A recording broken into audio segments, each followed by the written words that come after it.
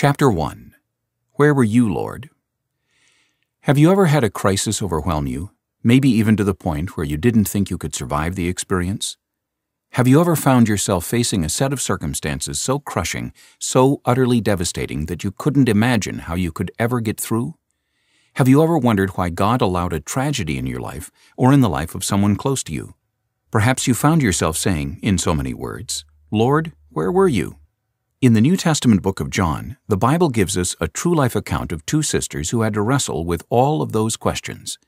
It's the story of an unexpected death and how it brought a great trial of faith and shattered the happiness of a close-knit little family.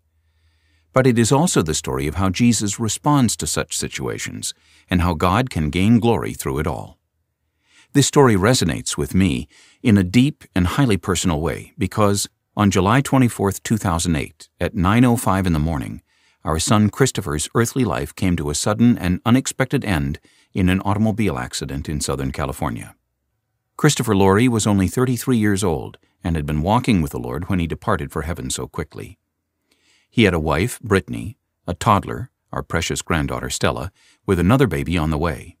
He was working at our church, Harvest Christian Fellowship, doing graphic design, growing in his walk with Christ, and studying the Bible more than at any other time in his life.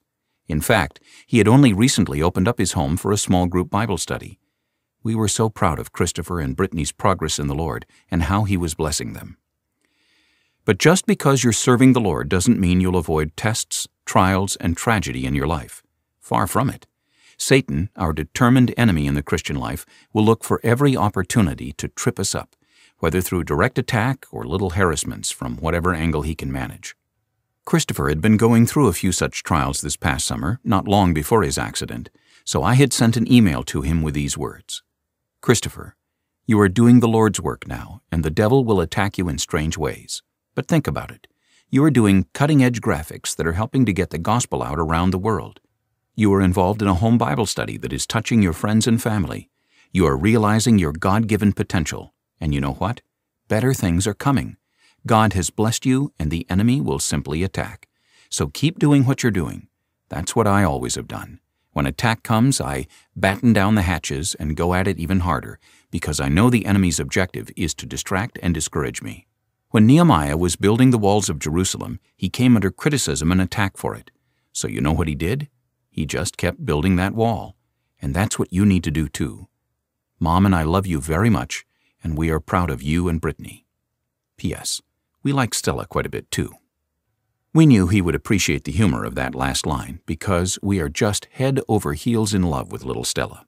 So Christopher wrote me back. "Dad, thank you so much for your loving encouragement. I am so thankful for what the Lord has done in my life the last couple years. I want what He wants for me. I have been blessed with the most wealth I have ever wanted. Loving parents, and a brother who serves the Lord and desires Him first. A beautiful wife who knows Jesus. A beautiful daughter with another on the way. I am truly rich, and no man can take those things from me. I love you and Mom so very much. Please be safe in your travels. Talk to you soon. Love, Toph." Toph, or Topher, was his nickname, short for Christopher.